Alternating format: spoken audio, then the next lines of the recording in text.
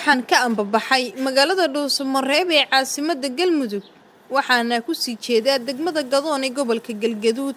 Safarkayga ayaan ku doonayaa inaan u kurgalo xaaladda biyaha laga isticmaalo degmada Gadoon oon horay warbixin uga sameynay sida uu yahay dhadhanka biyaha laga isticmaalo degmada, balse maanta warbixinteena waxaan diiradda ku saaraynaa qiimaha biyaha laga isticmaalo Gadoon. Intii aan ku guda jiray safarkaygii waxaan wadada u dhaxaysa Dhuusamareeb iyo Gadoon kula kulmay mid ka mid ah booyadaha biyaha geeya degmada Gadoon ee gobolka Galgaduud, waxaana ka wareystay halka uu u wado iyo halka uu ka keeno iyo qiimaha uu ku wado biyaha. Cabdullaahi Saciid waa magacaygu.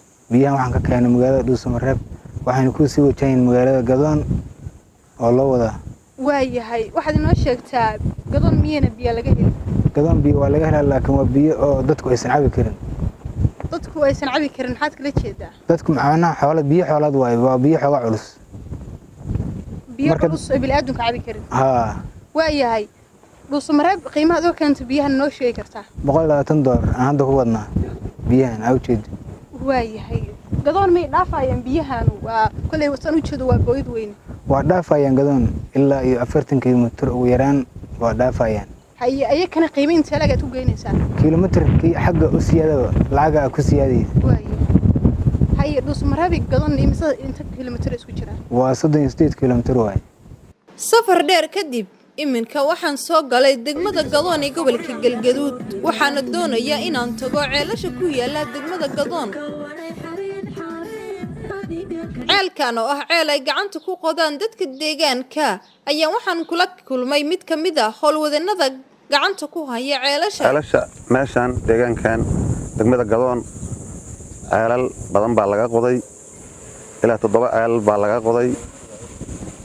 ceelasha intii badnayd way fashilmeen, intii biyo yeelatana biyihii ay yeesheen waxay noqdeen biyaha oo xoolaha ay cabi karaan oo dadka bini'aadamka uusan ku isticmaali karin. waayahay maxaa u diiday bini'aadamku inay cabaan biyahan? biyo qaraara weeye oo biyo xoolaha iyo dadka isku maartay biyo cusbada ku badan tahay oo qaraara weeye.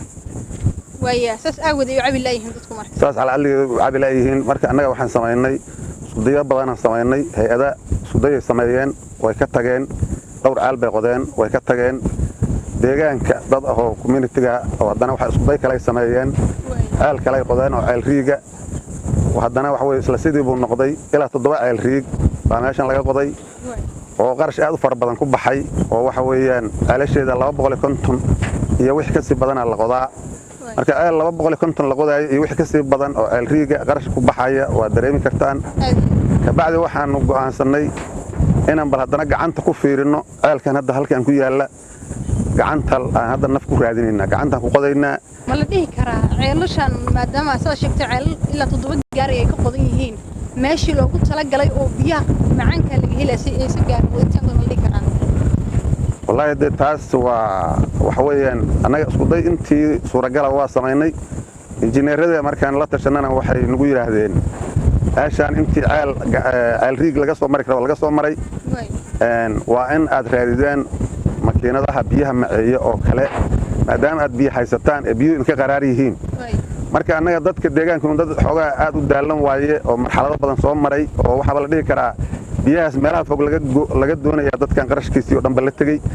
marka dadka oo deegaanadan ka soo jeeda oo qurba joogta iyo ganacsatada iyo wixii kasto wax taraya waxaan ka codsanaynaa inay naga caawiyaan in la helo makiinad biyaha macayda. ceelkan kale oo ah ceel lagu qoday riig ayaan isna lahayn wax dayactira, waxaana magaalada u jira 2 kiiloomitir.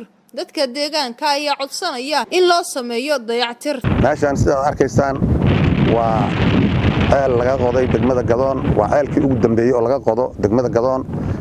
sidaad arkaysaan uu cusub yahay, marka waxaan u baahanay dayactir. deegaanka awoodiisina waxay la ekaatay midii ceelka lagu qoday. waxaan ka codsanaynaa hay'adaha samafalka iyo cid kasta oo wax awooda inay noo sameeyaan system solar wax la yiraahdo oo ceelasha hadda lagu dayactiro iyo biyo gelin oo magaalada hadda xnoo jirta 2 kiiloomitir. isticmaalka hadii la yiraahdo baabuur iyo biyaha lagu soo doonana waxa way dadka aad culays ugu tahay.